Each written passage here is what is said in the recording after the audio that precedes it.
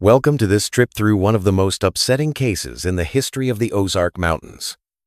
Before we start, please leave a comment telling us where you're watching from and what time it is right now.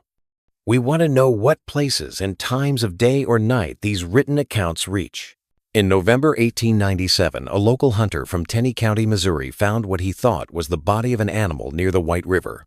The find, which was partly hidden by fallen leaves and covered in moss, would later be identified as a group of strangely arranged human bones. Instead of being scattered like you would expect from animals getting in the way, they were carefully placed in what looked like a planned pattern. James Wilkins, the hunter, told the county sheriff right away. What happened next was an investigation that would go mostly unrecorded for decades, only talked about in whispers among local families and in dusty county records that a university researcher found in 1962. The remains were linked to the Harper homestead, a remote property in the densely wooded hills about 14 miles southeast of Branson. The Harper family moved there from eastern Tennessee in 1881. Land records kept by the county clerk's office show that Thomas Harper bought 120 acres of heavily wooded land for what was thought to be a suspiciously low price at the time. Jeremiah Caldwell, the previous owner, is said to have left the area without warning, telling neighbors only that the land wasn't good for raising animals. This detail, which at first glance seems unimportant, would later be of interest to people looking into the Harper case. Thomas Harper came with his wife Eliza and their 5 kids: William, 17, Martha, 15, Joseph, 12, Rebecca, 9, and Samuel, 6. According to census records, Thomas said he was a carpenter and bone trader. At the time, this job title didn't raise many eyebrows because collecting and selling animal bones for fertilizer and industrial use was a common way for frontier families to make extra money. The Harper family would, however, become very focused on this one trade, which was not common. The Harpers' home was in a narrow valley that was partly hidden by a ridge that blocked the morning sunday. There weren't many neighbors. The Peterson family's farm, which was the closest one, was about 3 miles to the north. Mary Peterson, who was in her 82nd at the time, told the Tenney County Historical Society in 1951 that the Harpers lived in a way that wasn't normal for mountain people. She said that Thomas Harper would sometimes go to the general store in Forsyth to get things, but the rest of the family was rarely seen in town. Mary said that when they did show up, they were unnaturally pale, like people who lived underground. The Harper kids didn't go to the local school. Thomas told the county that his wife was teaching them at home. The Forsyth Baptist Church's records show that the family never went to church, even though the pastor invited them many times. This kind of social isolation wasn't very unusual for the time and place, since many mountain families kept their distance from community institutions. However, people were worried about how Thomas Harper acted when he did talk to people in town. A store ledger from Forsyth General Merchandise, which is kept in the county's historical archives, shows that Thomas bought large amounts of vinegar, salt, and lye on a regular basis. These are all things used to prepare and preserve bones. An entry from October 1893 was even more interesting. It said that Thomas had ordered a few medical textbooks on human anatomy and paid for them with a pouch of silver coins instead of store credit or barter, which was the usual way to pay. The storekeeper, Edwin Mitchell, wrote in the margin of the ledger, "Harper claims books for educating children, paid in Spanish silver." Wouldn't say where it came from. This note would later become important when investigators found out that several travelers who had gone missing in the area had been carrying Spanish money they had gotten while doing business in the Southwest Territories. Because the Harper family lived in a remote area, it was hard for their neighbors to see how they lived. But a journal kept by Eliza Harper, which was found in 1962 while the old Harper property was being renovated, says that the family's days were centered around what she called the collection. The journal, which is broken and water damaged, has entries from 1891 to 1896. Eliza talks about a daily routine that included cleaning, preserving, and arranging bones in these pages. Thomas returned with new specimens today, says an entry from the 17th of June, 1893. The children helped with the cleaning. William shows particular skill with the smaller pieces. Thomas says he has natural hands for the work. Martha refused to help again. Thomas had words with her in the cellar. She has been quiet since. The journal doesn't say where these specimens came from, but the context makes it clear that they weren't all from animals. Eliza often talks about special collections that needed to be handled with care and were not mixed in with what she called the common stock. These special collections were kept in a root cellar under the main present, in-house, which could be reached through a trap door in the kitchen floor. Mary Peterson said that on quiet nights, strange sounds could be heard coming from the Harper property. She said they sounded like not quite animal, not quite human, a kind of wailing that carried across the valley. When a neighbor asked Thomas Harper about the noises, he said they were just the wind in the hollow trees or coyotes in the distance. Most of the neighbors, who were used to the strange sounds of the mountains and didn't want to get involved in other people's business, believed these explanations. In the spring of 1896, their oldest son, William, showed up in Forsyth without warning or explanation. This was the beginning of a new chapter for the Harper family, who had been living in isolation. According to an account given by Dr. Samuel Thornton, the town physician, William was in a state of extreme agitation, his clothes soiled and his manner erratic. He asked for paper and a pencil, but instead of writing a note, he started drawing complicated diagrams of what looked like bones with strange notes on them. William got more and more upset when Dr. Thornton tried to question him. He finally passed out from what looked like exhaustion. William stayed with Dr. Thornton for 3 days, and during that time he wouldn't talk about his family or why he came to town. Dr. Thornton went to William's room on the morning of the 4th day and found it empty, with the window open and a note on the bed that said, "They collect more than bones." The doctor immediately told Sheriff Robert Garland, who sent 2 deputies to the Harper homestead to look into the matter. The official report from the 18th of April, 1896, says that the deputies found the property to be empty. The house was unlocked, and there were half-eaten meals on the table and personal items still in place, which made it look like someone had left in a hurry. The discovery of the root cellar, on the other hand, was the most disturbing. The report says that the room is set up like a museum or study, with shelves along the walls holding hundreds of bones, each carefully labeled with the date and place they were found. The deputies said that while most of the things on the shelves looked like animal remains, there were some specimens that made them very worried about where they came from. The report doesn't go into more detail, but a personal letter from Deputy James Connor to his brother that was found among family papers in 1959 does. Connor writes in this letter, "What we found under that house will haunt me until the day I die." The bigger specimens had names on them, not just dates. Some of them I recognized as belonging to travelers who had gone missing over the years. Thomas Harper wasn't just collecting bones, he was collecting people. And the worst part, the part I can barely write about, is that some of the specimens looked like they had been prepared while they were still— I can't finish this thought. Even on paper. Even though the discovery was scary, no arrests were made right away because the whole Harper family had disappeared without a trace. Sheriff Garland put together a search party that looked for them in the woods for several days, but they didn't find anything. The case stayed open but inactive until November 1897, when James Wilkins found something near the White River. Wilkins eventually figured out that the remains were those of Thomas and Eliza Harper and their 3 children, Joseph, Rebecca, and Samuel.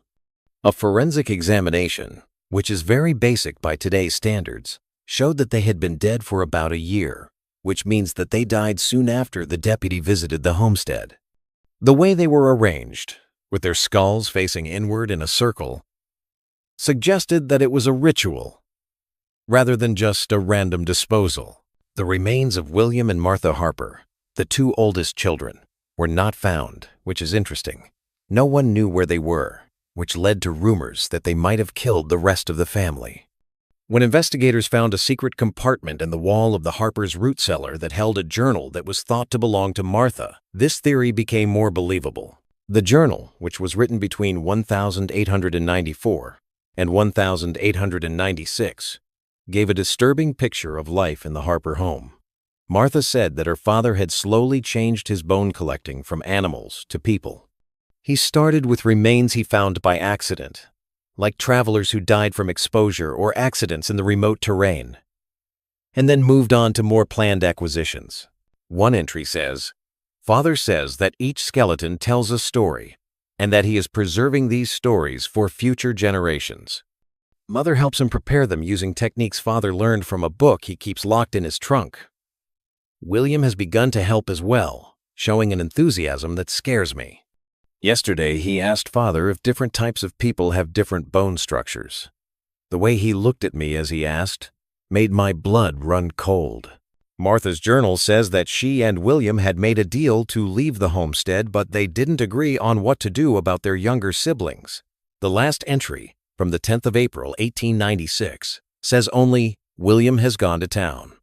I was supposed to wait for his signal, but I can't leave the little ones behind. Not after what I heard Father tell William last night. I've decided what must be done." The journal ends suddenly, leaving the events that followed to speculation. In 1962, investigators put together the following story based on the evidence they had. Martha confronted her parents because she was worried about the safety of her younger siblings. This led to a violent fight that killed the whole family. She then put their bodies in the ritual pattern where they were found later, and then she disappeared. At the time, the discovery of the Harper family's remains didn't get much public attention. On the 3rd of December, 1897, the Springfield Republican published a short article that only said that the bodies of a frontier family had been found in Tenney County and that foul play was suspected. There were no follow-up articles, and it seems that the case was closed by the authorities. The Harper case stayed hidden for decades because there was no public record of it. Local oral histories, on the other hand, kept stories that official records did not. Dr. Eleanor Kaufman talked to people in Tenney County in the early 1962, and they said that stories about the Bone family had been passed down for generations. A strange detail that wasn't in any official records came up a lot in these stories. When the Harpers' bodies were found, each one had a small bone from another family member in their mouth. This detail, which can't be checked decades later, points to a ritual aspect to their deaths that fits with what Martha wrote in her journal about her father's beliefs about the power of bones. In the Ozarks, the winter of 1897–1898 was especially bad, with a lot of snow and long stretches of freezing temperatures. Weather records from that time show that Tenney County had almost constant snow cover from mid-December to late February. During this time, a number of isolated homesteads reported strange events. Livestock found with precise surgical-like cuts, windows that had been carefully taken out and replaced without breaking the glass. And in one case, a sleeping child who woke up to find someone carefully measuring their limbs with a piece of string. In every case, the tracks in the snow led into the woods, but disappeared after a short distance, as if the person who made them had tried to hide their trail, even though they were never officially linked to the Harper case. These events mostly happened within 15 miles of the old Harper homestead. They stopped suddenly in March 1898, when spring came and the winter snow melted. Some people thought that William or Martha had come back to the area for a short time before leaving again, but no one saw either of them. In the spring of 1898, a woman who looked like Martha came to the small town of Mountain Home, Arkansas, which is about 60 miles south of the Harper homestead. Town records say that she called herself Margaret Wilson and lived in a small cabin on the edge of town. She said she learned how to be a midwife and a bone setter from her grandmother in Tennessee and offered her services. At first, the town doctor didn't believe she could do it, but later he admitted that she had a unique talent for treating complicated fractures and dislocations. In a letter to a medical colleague in Little Rock, he said, "Miss Wilson knows more about skeletal anatomy than many formally trained doctors. Her methods for realigning broken bones are strange, but very effective. What is most interesting is that she wants to be paid not with money, but with what she calls specimens, which are usually small bones from butchered animals. I have also heard that she wants to keep certain pathological specimens from her human patients. For about 14 months, Margaret Wilson lived in Mountain Home. She left suddenly in the summer of 1899. While she was there, she mostly kept to herself, but some residents remembered that she was very interested in collecting and preserving animal skeletons, which she said she did for medical reasons. A carpenter from the area who helped her put up shelves in her cabin said that one whole room was set aside for these specimens, and that they were arranged in what he called a most systematic and unnerving manner. Not long after Wilson left Mountain Home, a woman with the same name, Marion White, showed up in Eureka Springs, Arkansas. She offered her services as a healer and midwife again, this time with a focus on skeletal issues. Over the next 30 years, this pattern would happen again and again in the Ozark region. A single woman with an unusual amount of knowledge about bones would show up in a small town, stay for a few months to a few years, and then disappear without a trace, often after people in the area died for no apparent reason. William Harper's trail, on the other hand, went in a different direction. According to records from Greene County, Missouri, a young man named William Smith bought a small piece of land on the outskirts of Springfield in late 1896. Tax records say that the property had a house and a workshop. Smith's job was articulator of specimens, which is a technical term for someone who puts together skeletal displays for medical or educational purposes. It looks like Smith's business was doing well, because he added to his workshop in 1899 and again in 1902. A business directory from 1900 has an ad for Smith's articulated specimens, precision preparations for medical education, which promises complete human and animal skeletal assemblies of the highest quality. The ad says that Smith was an expert in rare pathological specimens and comparative anatomical displays, which suggests that he was interested in unusual or abnormal skeletal structures. A detail from a Springfield police report from 1901 makes this link to William Harper especially interesting. The report says that a medical student from a nearby college went to Smith's workshop to ask him to make a skeletal display for the school and then told the school about his concerns. The student said that Smith had a private collection in a locked room behind his workshop. The student saw it for a short time when Smith opened the door. He said that he saw dozens of human skulls on shelves, each with small etched markings on it. The way they were displayed made it look like they were being respected rather than studied. The police did a quick investigation afterward, but didn't find anything that could be used against Smith because he had the right licenses to handle medical specimens and said that all of his materials were legally obtained from medical schools and hospitals. There were no charges brought after the investigation was over, but the officer who wrote the report said that Smith's workshop smelled strange, not of decay, but of chemicals, as though great effort had been made to preserve what should naturally return to the earth. Smith ran his business in Springfield until 1917, when he moved it to Kansas City. City directories and business records show that he opened a new workshop there, which allowed him to grow his business and send specimens to medical schools all over the Midwest. He got contracts with well-known schools like Washington University in St. Louis and the University of Kansas Medical School because he was known for his high quality and attention to detail.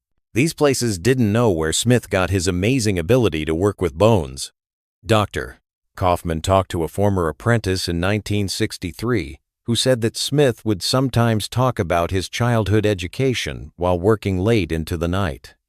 The apprentice said that Smith said he learned his trade from his father, who collected people's stories through their bones, and thought that the essence of a person was in their skeleton, waiting to be read by people who knew how to listen.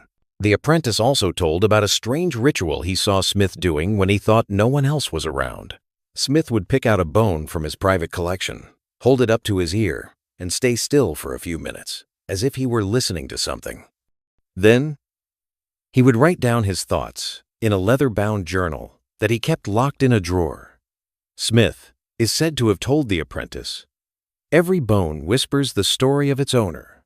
Some tell tales of joy, others of sorrow.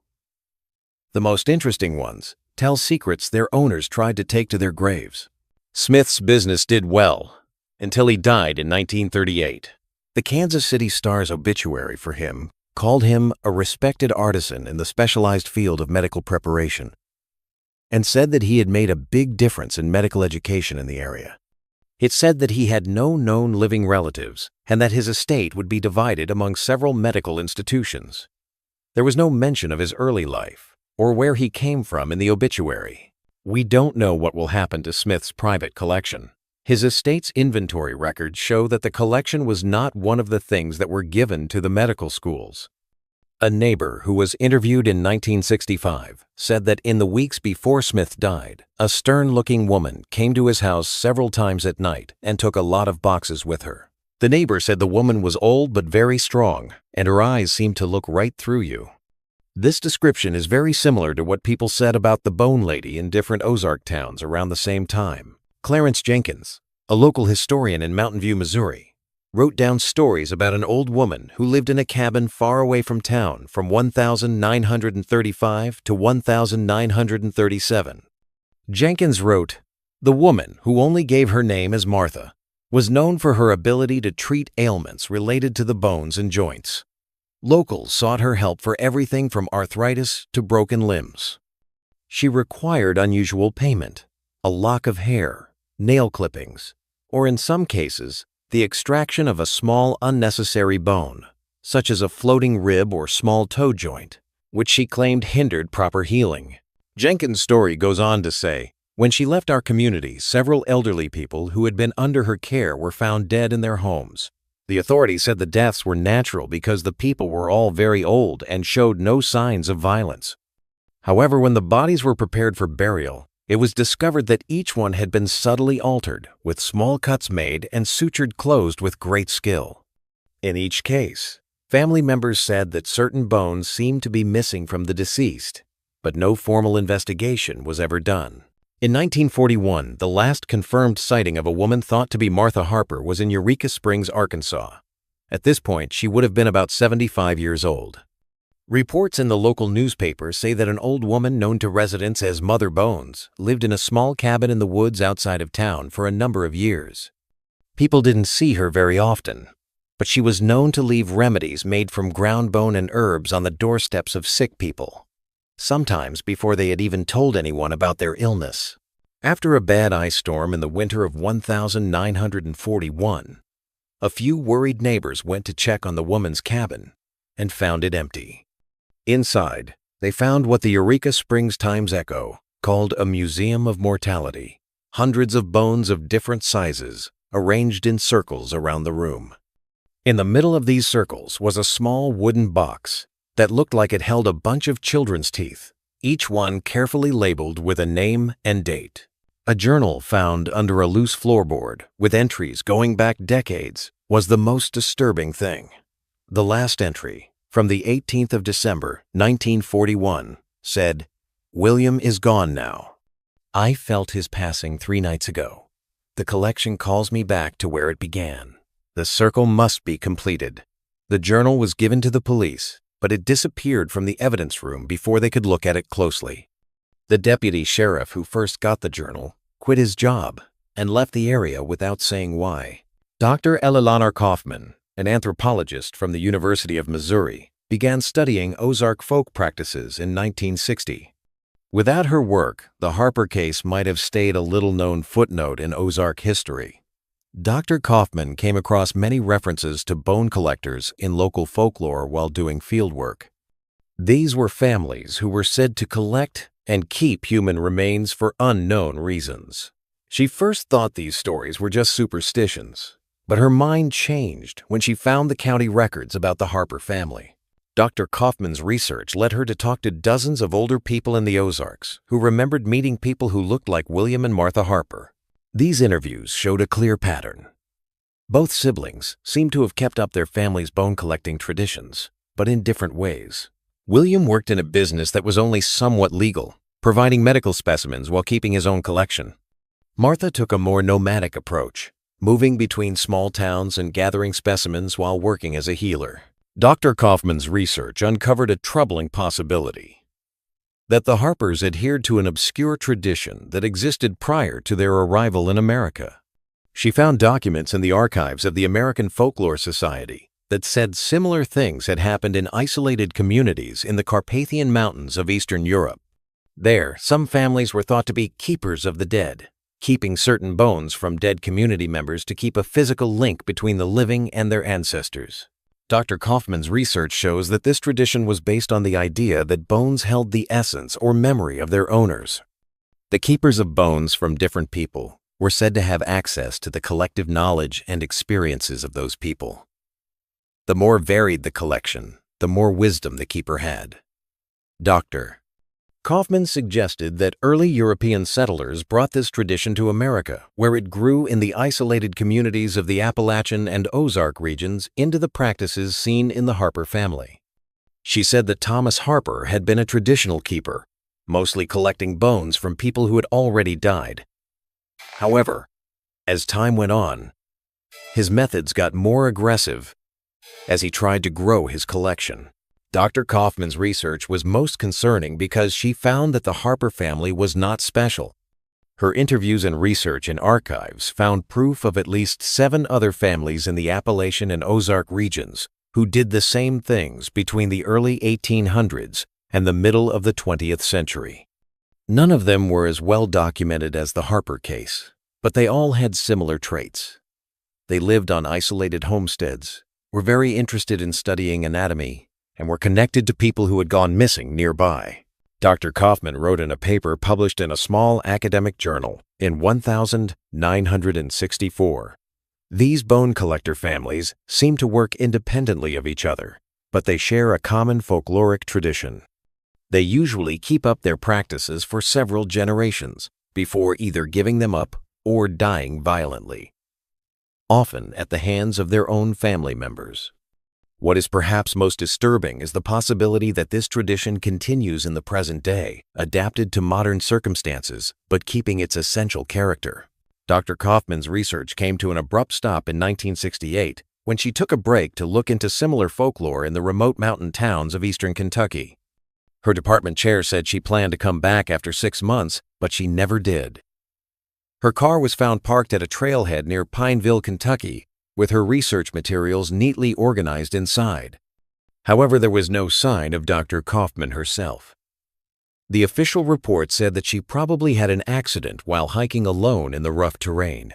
Interestingly, one of her things was a sealed envelope addressed to her university department that was only to be opened if she went missing. When opened, it had a single page with a list of family names and places in the Appalachian region, with the Harper family circled in red. There was a quote from Martha Harper's journal below the list, but this part had never been published in Dr. Kaufman's work. The collection grows, but so does the hunger of the collectors. And when the old collectors can no longer satisfy their hunger, new collectors must take their place. There was also a small notebook in Dr. Kaufman's glove compartment that had notes from her most recent fieldwork. This was even more interesting. The last entry, which was written 3 days before she went missing, talked about meeting an old woman in a remote hollow who said she was Martha Harper's granddaughter.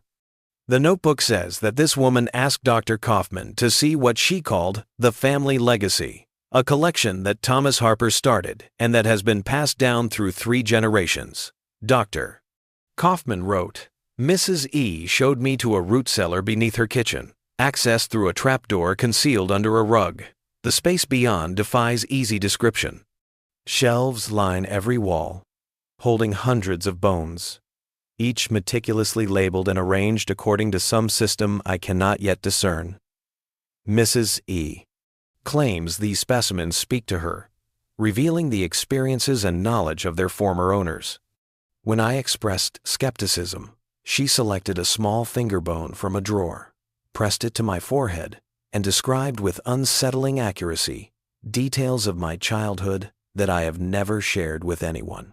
She has invited me to return tomorrow for what she calls a proper education in listening to the bones. Despite my scientific reservations, I find myself compelled to accept.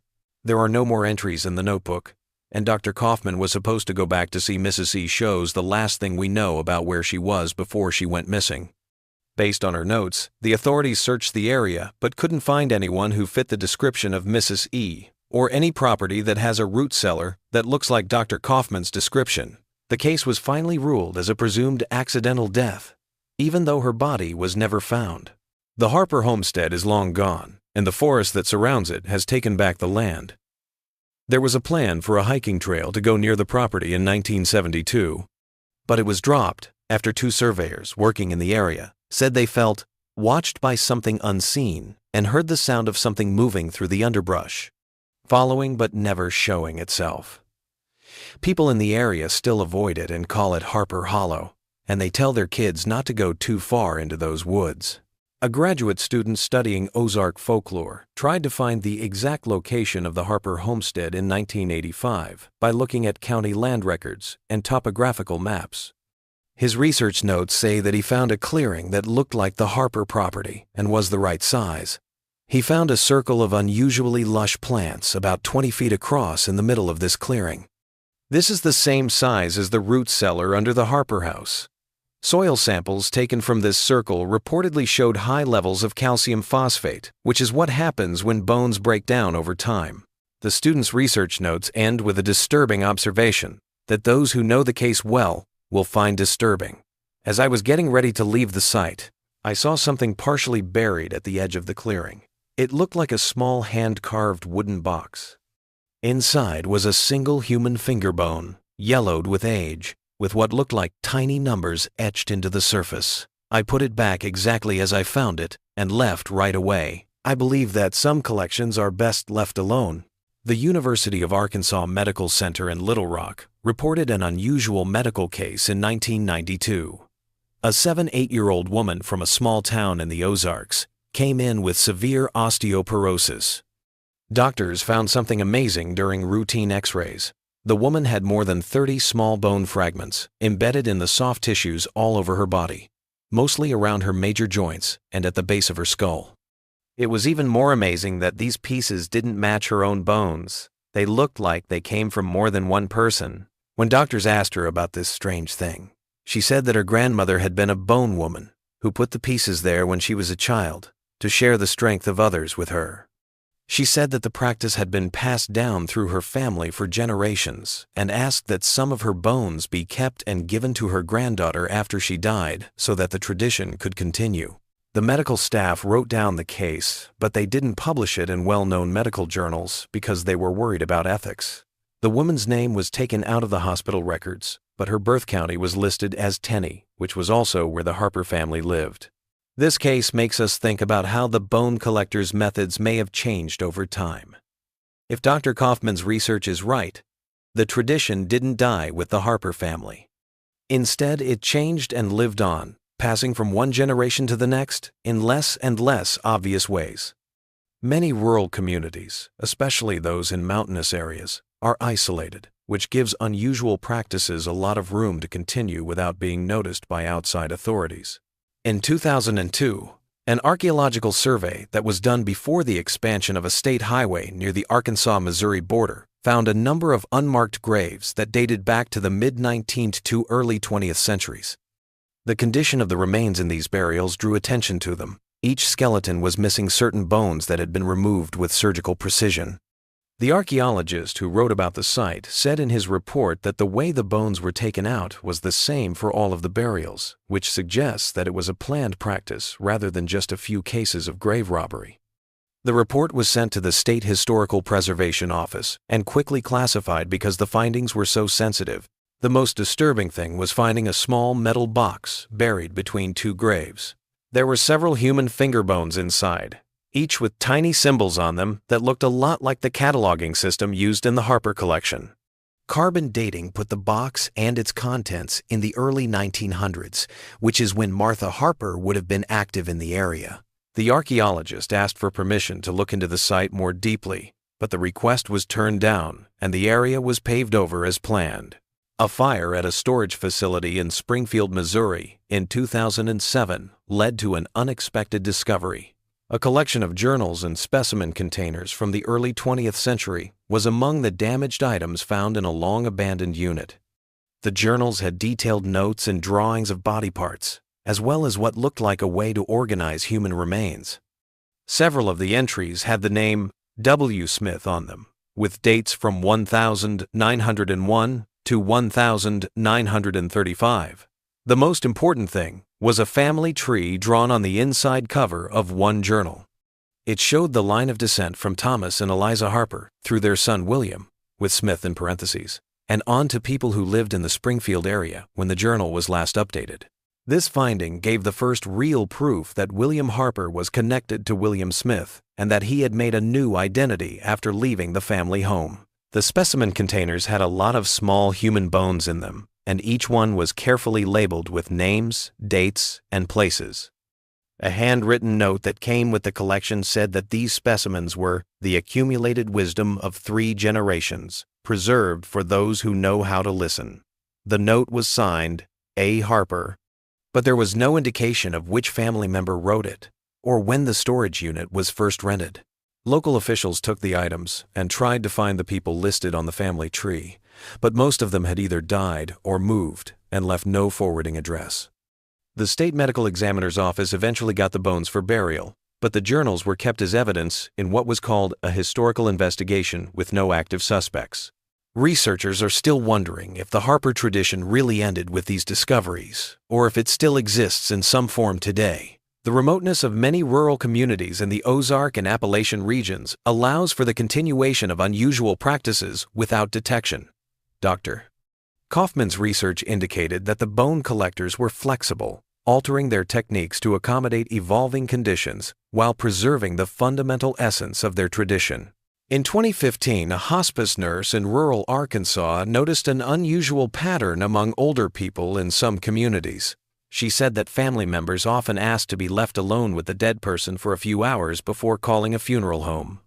She also said that later examinations sometimes showed small, skillfully made cuts near joints or the base of the skull. When asked, family members usually said that these marks were due to old-time traditions or family customs, without going into more detail. The nurse wrote down what she saw and gave it to her boss, who then sent it to the state health department. An investigation was started, but it didn't find anything conclusive because the practices seemed to be limited to a small number of related families who didn't want to talk about their traditions with people who weren't part of their group. The investigation was finally closed because there was no proof of a crime. There are no laws that say you can't take small bone fragments from dead family members with their permission. This event shows that the Harper family's tradition may still be practiced, but in a different way that is more suited to modern times while still keeping its core values.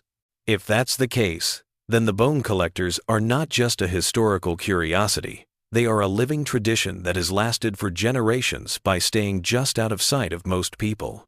One last scary detail comes from local folklore.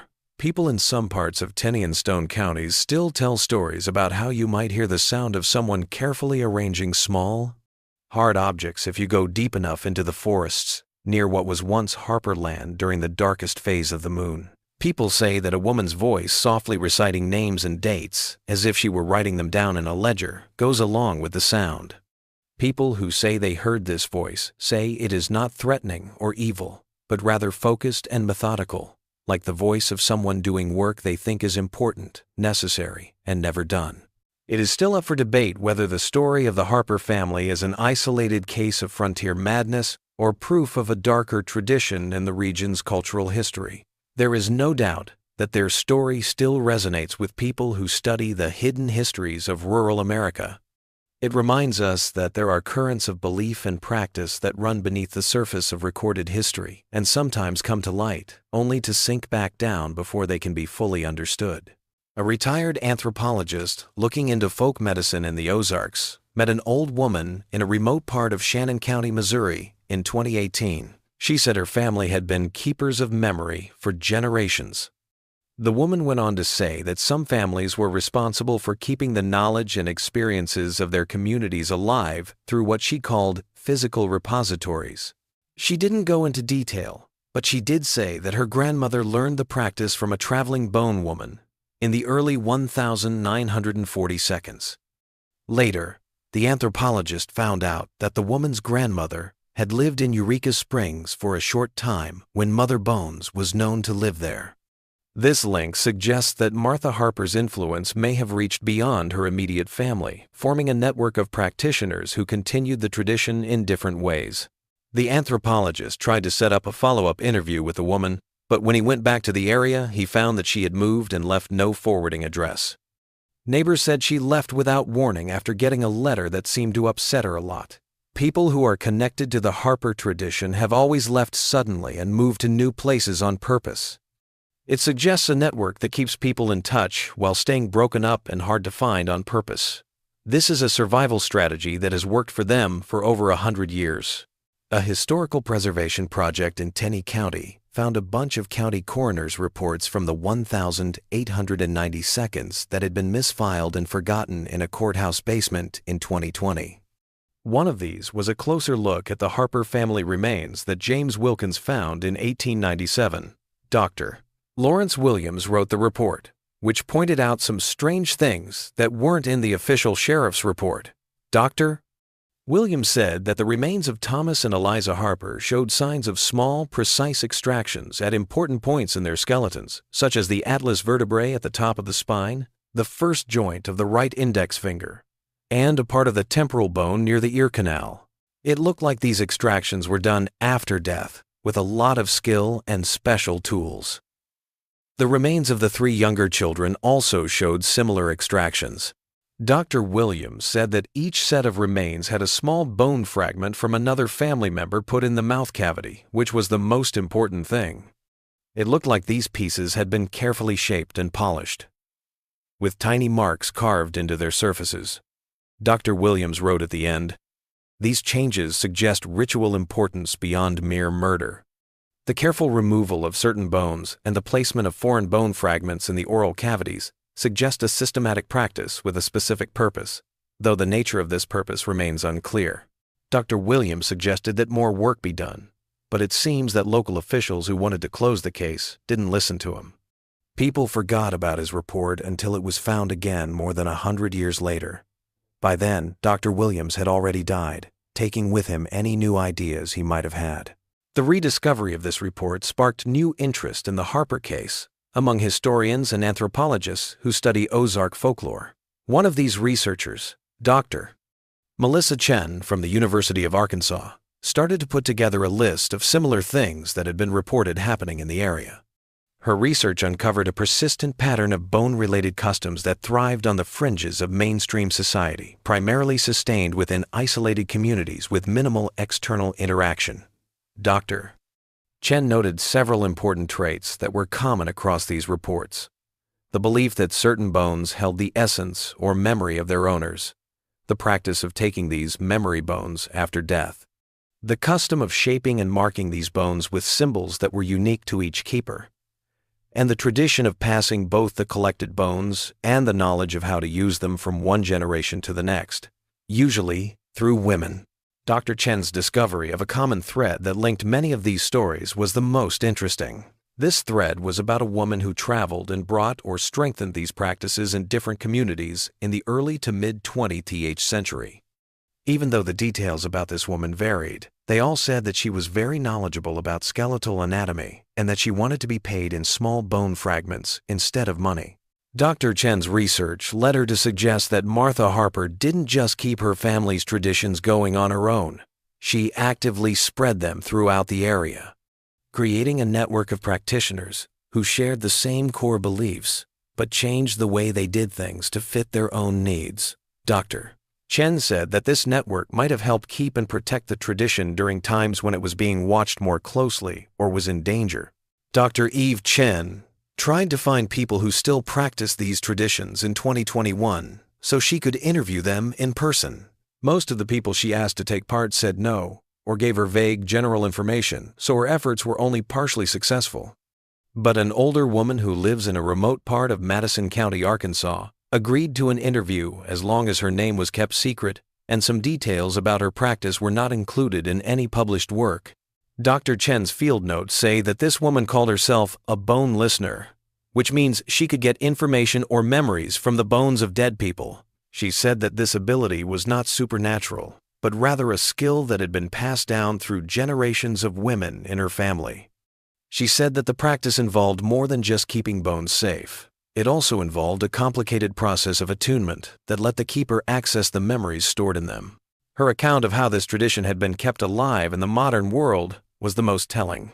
Instead of the Harper family's open collection methods, most modern listeners got their specimens in more socially acceptable ways, like working in medical fields, funeral homes, or archaeological settings that gave them legal access to human remains.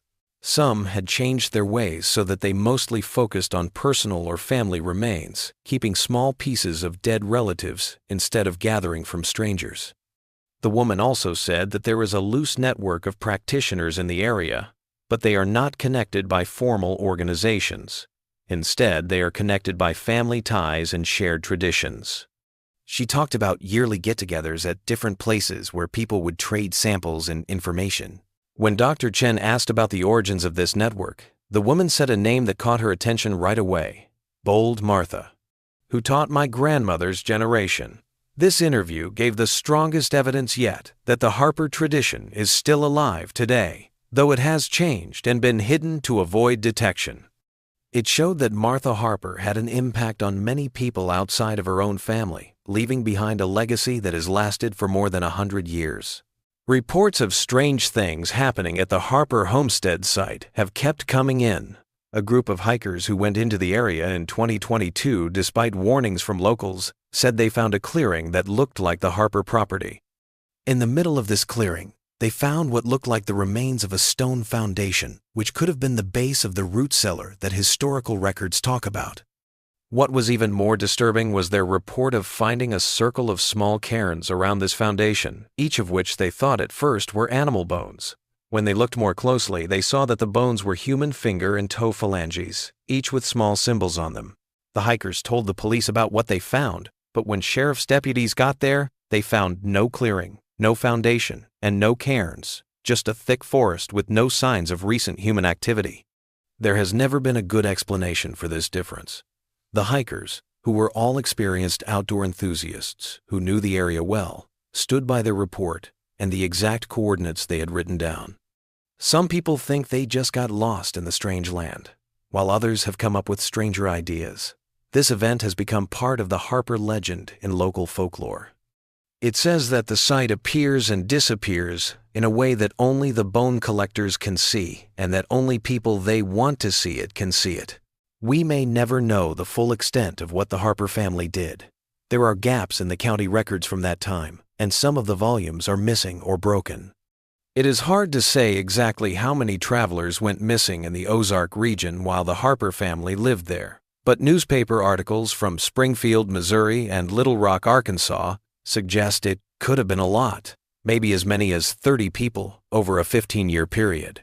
What may be most disturbing about the Harper case is what we don't know. Dr. Kaufman and Dr. Chen's research suggests that the Harpers weren't unique. They were part of a larger tradition that has quietly continued into the present day. Many rural communities, especially those in the mountains, are very isolated, which makes it easy for strange things to happen without anyone outside noticing. In 2023, an unexpected find added to the mystery of Harper. While workers were fixing up an old building in Kansas City that used to be William Smith's workshop, they found a sealed compartment in the basement wall. There was a metal box inside that had what looked like personal items in it: a pocket watch, a set of small specialized tools that were probably used for working with bones, and most importantly, a journal. The journal, which covered the years 1896 to 1925, looked like William Harper Smith's personal record, separate from his business records. Written in a very careful hand, it explained what he called the family practice and how he tried to make it work in today's world. His references to talking to his sister Martha all the time were the most telling. He called her the true keeper of our tradition. The journal says that William and Martha stayed in touch throughout their lives and shared specimens and knowledge while taking different paths with their shared heritage. William's main interests were preservation and research. He came up with more and more advanced ways to prepare and care for his collection. Martha, on the other hand, focused on spreading and passing on knowledge. She traveled around the area to find and train people who could become listeners. One entry from 1918 says, M says she is doing well in the southern counties. she has found 7 possible apprentices, 3 of whom show the most promise. The tradition spreads, but no one will know where it really came from. We are still in the shadows of our own making. The journal also shows that William is becoming more worried about the future of their practice. As modern medicine improved and people became more connected, it became harder to collect things and easier to get caught. William wrote about how important it was to change and find new ways and places to do their work so that it could go on without being noticed in a world that was always changing. His answer, which he wrote about in the early 1922, was to set up a legitimate front for their activities, a foundation that would support medical research and education while giving them access to the specimens they were looking for. He called this foundation the Smith Anatomical Trust, and it would provide medical schools and research institutions with educational materials. This way, he could keep his collection while still being able to see it. The last few pages of the journal have what looks like a coded message for Martha that lists places in the Ozark region where parts of their collection were hidden for safekeeping. Based on anatomical terms, the code has so far resisted all attempts to fully decode it. However, some phrases suggest that there are hidden caches in remote areas that have not been disturbed to this day. This journal gives the clearest proof so far that the Harper siblings planned and carried out their actions after they ran away from home. It implies not a haphazard perpetuation of familial insanity, but a deliberate endeavor to maintain and enhance a tradition deemed valuable, notwithstanding its evident contradiction with societal norms and legislation. Researchers are still trying to figure out if William and Martha Harper were the last of their line or if they were able to pass on their knowledge and skills to a new generation. The Bone Lady's reports and Dr. Chen's findings suggest that they were at least somewhat successful. Some version of their tradition still exists in the isolated communities of the Ozarks, where it has changed to fit modern times, but still has its core elements. If this is true, there may still be people in the farthest reaches of the area who keep private collections of well-preserved human remains, each labeled with names and dates, and thought to hold the spirit of its former owner. These modern bone collectors probably don't look much like Thomas Harper and his family on the outside. They could be respected members of the community, doctors, funeral directors, or archaeologists who have the right to handle human remains for their own purposes. The most troubling scenario is that the network created by Martha Harper has developed into a more structured and extensive entity than the solitary family practice it originated from. Dr. Chen's research indicates interconnections among practitioners in various states, characterized by shared methodologies and beliefs, thereby forming a unified tradition despite geographical dispersion. If this network continues to work, it is not just a historical curiosity, it is a living tradition that has survived by changing with the times while keeping its core beliefs. One last scary detail comes from local folklore. People in some parts of Tenney and Stone counties still tell stories about how you might hear the sound of someone carefully arranging small, hard objects if you go deep enough into the forests near what was once Harper land during the darkest phase of the moon. People say that a woman's voice softly reciting names and dates, as if she were writing them down in a ledger, goes along with the sound. People who say they heard this voice say it is not threatening or evil, but rather focused and methodical, like someone doing work they think is important, necessary, and never finished. As you drive through the Ozarks' winding roads today, passing small towns and remote homes, keep this in mind. Not all collectors show off their collections. Some people hide them away in root cellars, walls, and spaces under floorboards. Some collections, once they get going, develop a hunger of their own. This hunger needs to be fed, generation after generation, long after the original collectors have become part of someone else's collection. People who study the hidden histories of rural America see the Harper case as more than just a creepy story from the past. It gives us a look at the dark places where official history and lived experience don't match up, where practices and beliefs that mainstream society thinks are impossible or unthinkable may still thrive in small groups. Passed down from one generation to the next, through whispered instructions and private rituals. The bone collectors you didn't know about might still be around, and their hands are steady as they clean, preserve, and catalog the places where human experience is stored. Their work goes on in silence and shadow, and no one notices it except for those who know what to look for, the small signs of a tradition that has survived against all odds, changing and growing while still staying true to its main purpose. And sometimes, when the wind blows through the empty places of the world at night, you might hear the sound of bones touching bones. This sound is as old as humanity itself and carries echoes of stories that were never meant to be told but wouldn't stay quiet.